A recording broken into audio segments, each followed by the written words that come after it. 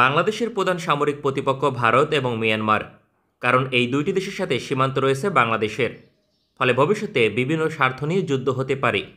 যুদ্ধ হলে বাংলাদেশের সবচেয়ে বেশি প্রয়োজন হবে এমন 5টি সমরাস্ত্রের তালিকা তুলে ধরব। এক্ষেত্রে মিয়ানমারকে বিবেচনা করে সমরাস্ত্র ক্রয় করা উচিত হবে না, কারণ ভারতকে সামনে রেখে সমরাস্ত্র ক্রয় করলে মিয়ানমার এমনিতেই পিছিয়ে যাবে। ফলে ভারতের সাথে যুদ্ধ হলে বাংলাদেশের কোন 5টি সমরাস্ত্র বেশি গেম চেঞ্জার ভূমিকা পালন করবে সেটাই গুরুত্বপূর্ণ। ভারতের সামরিক শক্তি বাংলাদেশের চেয়ে অনেক বেশি, ফলে বাংলাদেশ থাকবে ডিফেন্সিভ অবস্থানে। যেমন রাশিয়ার বিপরীতে একই ধরনের পদক্ষেপ নিয়েছিল ইউক্রেন সামরিক বাহিনী। ভারতীয় সেনাবাহিনীর সাথে ফ্রন্টলাইনে লড়াই করার মতো সক্ষমতা রয়েছে বাংলাদেশ সেনাবাহিনীর, কারণ বাংলাদেশের ভৌগোলিক অবস্থান অনুযায়ী এই অঞ্চলে লড়াই করতে হলে সেনাবাহিনীর কোনো বিকল্প নেই। এক্ষেত্রে উভয় দেশের সেনাবাহিনী প্রায় একই ধরনের সমরাস্ত্র অপারেট করে। এক্ষেত্রে বাংলাদেশকে নিশ্চিত করতে হবে যাতে বাংলাদেশ সেনাবাহিনী ফ্রন্টলাইনে যুদ্ধ চালিয়ে যেতে পারে। বাংলাদেশ সেনাবাহিনী তখনই যুদ্ধ চালিয়ে যেতে পারবে যখন ভারতীয় বিমান বাহিনী গ্রাউন্ড স্ট্রাইক মিশন পরিচালনা করতে পারবে না, কারণ নিয়মিত বিমান হামলা করলে বাংলাদেশ সেনাবাহিনী সমানে লড়াই করতে পারবে না। এক্ষেত্রে ভারতীয় বিমান বাহিনীকে নির্দিষ্ট দূরত্বে আটকে রাখা বাংলাদেশের জন্য সবচেয়ে গুরুত্বপূর্ণ।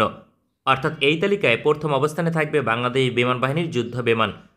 বাংলাদেশ বিমান বাহিনী ভারতের বিরুদ্ধে গ্রাউন্ড স্ট্রাইক মিশন পরিচালনা করবে না, তার পরিবর্তে নিজেদের আকাশসীমা নিরাপদ রাখবে, যাতে ভারতীয় বিমান বাহিনীর যুদ্ধ বিমান বাংলাদেশের নিকটবর্তী অঞ্চলে গ্রাউন্ড স্ট্রাইক মিশন পরিচালনা করতে না পারে। এক্ষেত্রে এয়ার সুপিরিটি মিশন পরিচালনা করবে, পাশাপাশি ডিপ স্ট্রাইক এবং মেরিটাইম স্ট্রাইক মিশন পরিচালনা করবে। এক কথায় যুদ্ধ বিমানের বহুমুখী ব্যবহার বাংলাদেশের জন্য সবচেয়ে গুরুত্বপূর্ণ। এটি ছাড়া বাংলাদেশের পক্ষে যুদ্ধ চালিয়ে যাওয়া রীতিমতো অসম্ভব।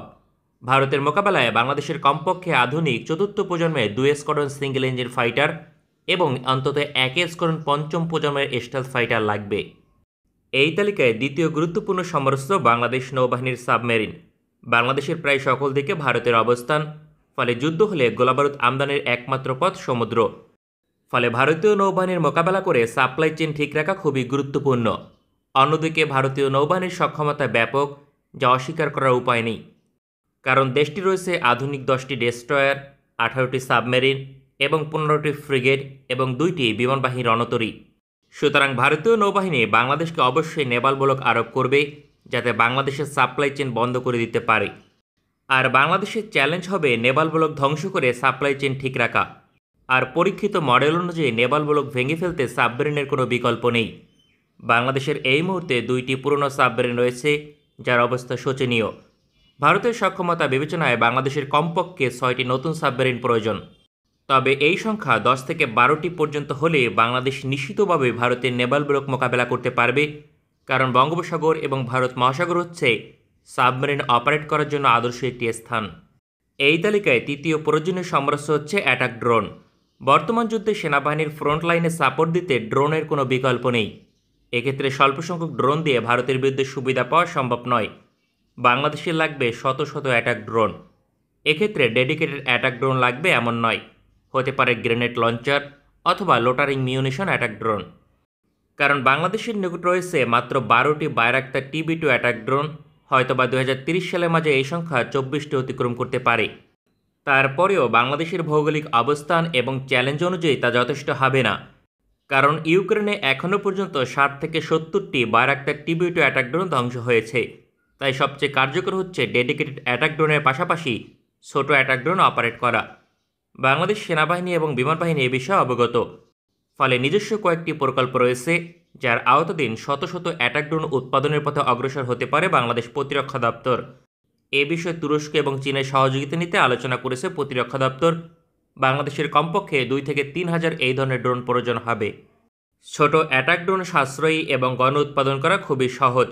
বাংলাদেশে 3000 এই ধরনের ড্রোন উৎপাদন করতে ব্যয় হবে মাত্র $100 মিলিয়ন, অথচ 20 থেকে 24টি বায়রাক্তার TB2 অ্যাটাক ড্রোন কিনতে সমপরিমাণ অর্থ লাগবে।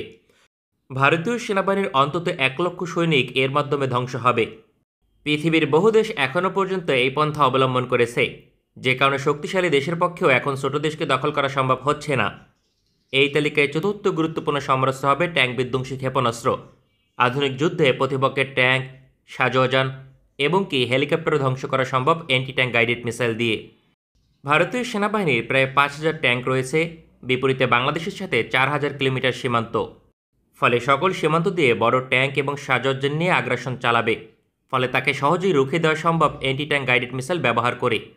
বাংলাদেশের এক্ষেত্রে 10 থেকে 15,000 অ্যান্টি ট্যাঙ্ক গাইডেড মিসাইল লাগবে। এটি খুব বেশি ব্যয়বহুল নয়, পৃথিবীর বহু দেশে এটি উৎপাদন করে। বাংলাদেশের নিকট বর্তমানে রাশিয়া, স্পেন, ইউক্রেন সহ বেশ কয়েকটি দেশের ট্যাঙ্ক বিধ্বংসী ক্ষেপণাস্ত্র রয়েছে, যা সব মিলে 2 থেকে 4,000-এর বেশি হবে না। এটি কোনোভাবেই যথেষ্ট নয়, কারণ ভারতের শাহজাহানের অন্তত 20,000 ভেহিকেলকে বাংলাদেশের বিরুদ্ধে ব্যবহার করার সুযোগ পাবে। ফলে অবশ্যই 10 থেকে 15,000 অ্যান্টি ট্যাঙ্ক গাইডেড মিসাইল লাগবে। এটি সম্পর্কে বাংলাদেশ সেনাবাহিনী অবগত, যে কারণে নিজ দেশে প্রযুক্তি সহ উৎপাদনের পরিকল্পনা করছে। পৃথিবীর প্রথম শ্রেণীর প্রতিটি অ্যান্টি ট্যাঙ্ক গাইডেড মিসাইলের মূল্য $50,000 প্রযুক্তি সহ। সুতরাং $500 মিলিয়ন ব্যয় করলে 5,000 দেশের মাটিতে উৎপাদন করা সম্ভব, নিঃসন্দেহে, যা বাংলাদেশের চাহিদা পূরণ করতে সক্ষম। এটি বাস্তবায়ন হলে ভারতীয় সেনাবাহিনীর জন্য বাংলাদেশ হবে কবরস্থান। এছাড়াও পঞ্চম গুরুত্বপূর্ণ অবস্থানে সীমিত পরিসরে অনেক সমরাস্ত্রকে গুরুত্ব দেওয়া সম্ভব, যার মধ্যে উল্লেখযোগ্য হচ্ছে ম্যানপ্যাড এয়ার ডিফেন্স সিস্টেম, আধুনিক assault rifle, maritime patrol aircraft, medium range air defence সিস্টেমের মতো সমরাস্ত্র। আমাদের ভিডিওটি পছন্দ হলে আমাদের সমর্থন করতে সঙ্গে থাকুন। ভালো থাকবেন সবাই, দেখা হবে পরবর্তী কোনো ভিডিওতে।